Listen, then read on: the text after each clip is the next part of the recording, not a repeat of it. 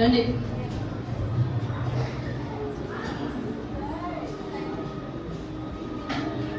ఒక మనుషునికి 2 కుమారులుండిరి. స్నేహితులు చిన్న కుమారునితో, అరే మీ దగ్గర చాలా డబ్బులు ఉన్నాయి కదరా, మరెందుకు ఏం లేనివాడిన డబ్బులు ఖర్చు పెట్టావు? అరే వాడి దగ్గర డబ్బున్నది, వాడి దయ ఉన్నదిరా. అవునురా, అదే నిజమై ఉంటుంది. డబ్బుందని చెప్పుకునే పేద అనుకుంటారా వీడు? సరే పదరా పోదాం, వీడితో మనకేంటి.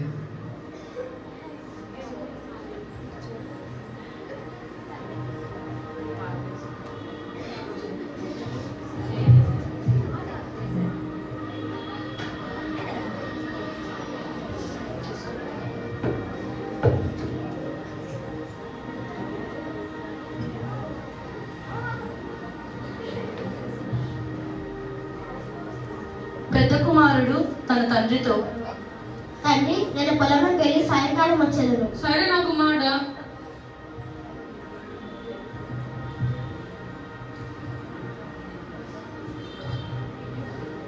చిన్న కుమారుడు ఒంటరిగా అటు ఇటు తిరుగుతూ తనలో తాను, ఈరోజు ఎలాగైనా నా తండ్రి నాశ అడగాలి. ఎలా అబ్బా? నా చిన్న కుమారుడా, నీవేమి ఆలోచిస్తున్నావు? ఏమనిస్తాం, ఎలాగైనా అడిగేద్దాం. తండ్రి ఆస్తులో నాకు రావాల్సిన భాగం నాకు ఇచ్చేయండి. ఎందుకు నా కుమారుడా అని చెప్పేది ఒకసారి. తండ్రి నేనేం చెప్పొద్దు, నాకు రావాల్సిన భాగం నాకు ఇచ్చేయండి. సరే నా కుమారుడా, సరే ఇస్తాను.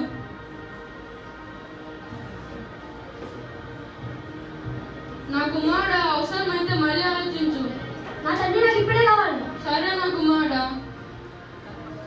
తండ్రి ఇచ్చిన డబ్బును తీసుకొని ఇంటి నుండి బయటకు వెళ్తూ, అమ్మయ్యా నా ఆస్తి నాకు వచ్చింది. నేను వేరే దేశానికి వెళ్ళి వ్యాపారం చేసి నాకు నచ్చినట్టు బతుకుతా.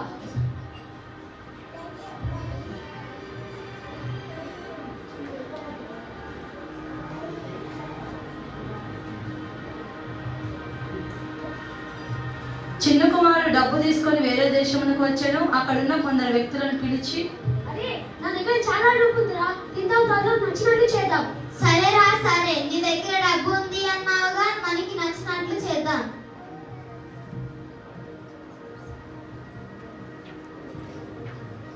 అలా అందరూ కలిసి కూర్చొని తాగుతూ తింటూ నచ్చినట్లు చేస్తూ డబ్బును వ్యర్థం చేసుకుంటున్నారు.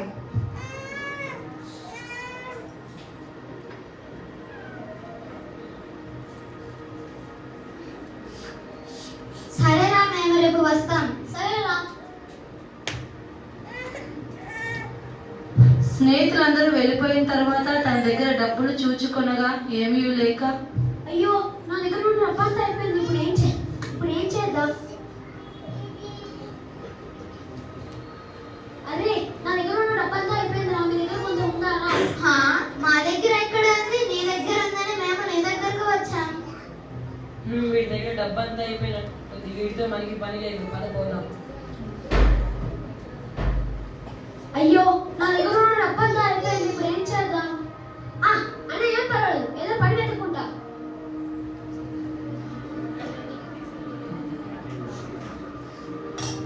ఆ దేశంలో కరువు వచ్చెను.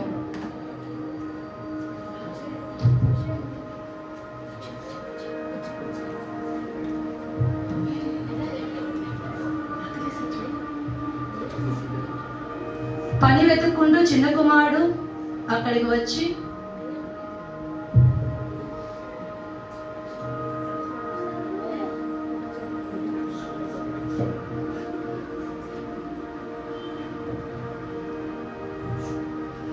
అయ్యా ఇక్కడ ఏమైనా పని దొరుకుతుందా?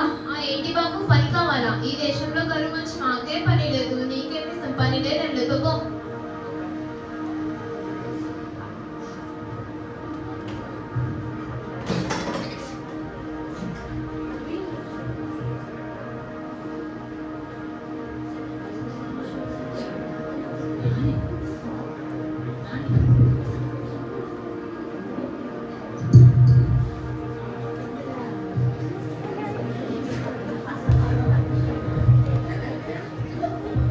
అదే దేశంలో ఒక వ్యక్తి తన పనివారితో, పనులు సరిగా వేపండి.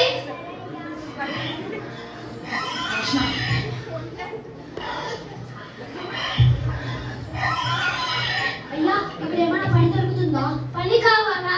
అవునయ్యా. ఏ పనైనా చేస్తావా? చేస్తానయ్యా. మా పొలంలో పనులు ఉన్నాయి, వాటిని మేపు. సరే అయ్యా.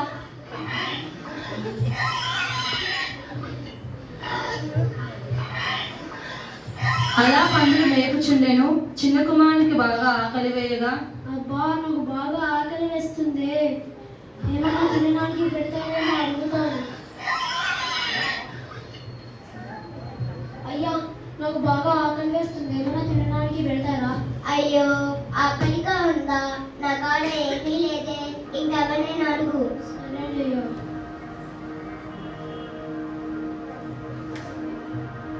అయ్యా నాకు బాగా ఆకలి వేస్తుంది, ఏమైనా తినడానికి పెడతారా? ముందు పంచాయతీ తలుపుకుదు కానీ. అలా ఎవరు ఏమీ తనకు ఆహారం పెట్టనందున, అబ్బా నాకు బాగా ఆకలి వేస్తుంది, నాకు తినడానికి ఏమీ పెట్టలేదు, కనీసం ఈ పందులు పొట్టన్నా తింటాను. నేనేంట్రా పందులు పొట్టు తినాలనుకుంటున్నా, నువ్వు తింటే పందులు తింటే నీవు. చిన్న కుమారుడు పశ్చాత్తాపంతో బుద్ధి వచ్చి ఏడుస్తూ, అయ్యో నాకు బాగా ఆకలి వేస్తుంది, నేను పాపం చేశాను, నేను నా తండ్రికి విరోధంగా తప్పు చేశాను. అయ్యో నేను ఇప్పుడైనా తండ్రి వద్దకు వెళ్తాను. నా తండ్రి ఇంటి వద్ద ఎంతో మంది కూలివారి అన్నం సమృద్ధిగా దొరుకుతుంది, నేనైతే ఇక్కడ ఆకలికి చచ్చిపోతున్నానే. నేను నా తండ్రి ఇంటి వద్దకు వెళ్ళి తన కూలివారిగా ఒకటిగా పెట్టుకుంటాడేమో అని అడుగుతాను. అలా తన తండ్రి వద్దకు వెళ్ళుటకు సిద్ధపడెను.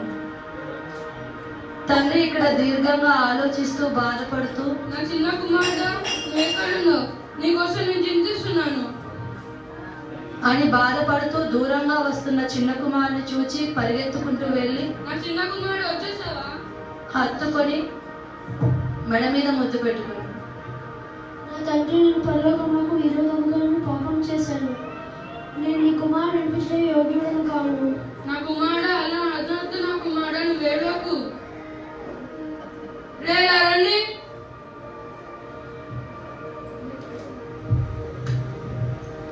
ప్రశస్త వస్త్రం తెచ్చి వీడిని కట్టండి, వీని చేతి ఉంగరం పెట్టండి, వీరి పాదాల మనకు చెప్పులకు తొడిగి క్రొవ్విన దూరం వహించండి. మనం దీన్ని సంతోషిద్దాం, ఎందుకంటే ఇవి నా కుమారుడు చనిపోయి మళ్ళా బ్రతికెను, తప్పిపోయి మళ్ళా దొరికెను, అందుకు మనం దీన్ని సంతోషిద్దాం. సరేనయ్యా, అలాగే చేస్తాం. తండ్రి ప్రేమను పొందితి, తనతో నైక్యత కలిగే. తండ్రి ప్రేమను పొందితి, తనతో నైక్యత కలిగే. చేతి కుంగరమును కాళ్ళకు జోళ్ళను నూతన వస్త్రమొసగే. చేతి కుంగరమును కాళ్ళకు జోళ్ళను నూతన వస్త్రమొసగే. వందనమర్పింతు కృపనందితి, తన రాజ్యమందున చేరితిని. వందనమర్పింతు కృపనందితి, తన రాజ్యమందున చేరితిని. అలా తినుచూ సంతోషిస్తూ ఉండగా పెద్ద కుమారుడు బయట ఆగి అది చూచి, ఏం జరుగుతుంది అబ్బా ఇక్కడ? తన పని వారిలో ఒకరిని పిలిచి, ఏయ్ ఆగు, ఏం జరుగుతుంది ఇక్కడ? అయ్యా మీ తమ్ముడు వచ్చి ఉన్నాడు. మీ తమ్ముడు మీ తండ్రి యొక్కకు క్షేమంగా తిరిగి వచ్చినందున మీ తండ్రి క్రొవ్విన దూడను వధించాడు. అందరూ సంతోషిస్తున్నారయ్యా. అది విని పెద్ద కుమారుడు కోపంగా అక్కడే ఆగి ఉండెను.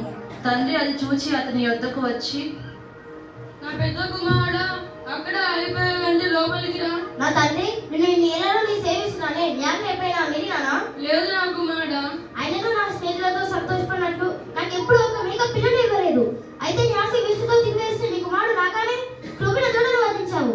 తండ్రి ఇది నీకు న్యాయమా? నా కుమారుడా, నువ్వు ఎల్లప్పుడు నాతో కూడా ఉన్నావు, నావన్నీ నీవే. కానీ నీ తమ్ముడు చనిపోయే మళ్ళా బ్రతికెను, తప్పిపోయే మళ్ళా దొరికెను, అందుకే మనం సంతోషించి ఆనందించడం యుక్తమే.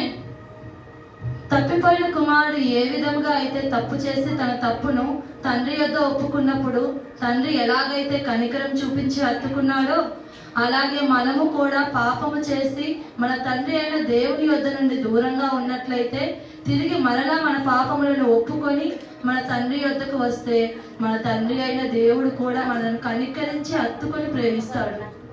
అతిక్రమములను దాచిపెట్టువాడు వర్ధిల్లడు, వాటిని ఒప్పుకొని విడిచిపెట్టువాడు కనికరం పొందడు. సామెతలు 28:5-17. అందరికీ ప్రైజ్ లార్డ్. Thank you.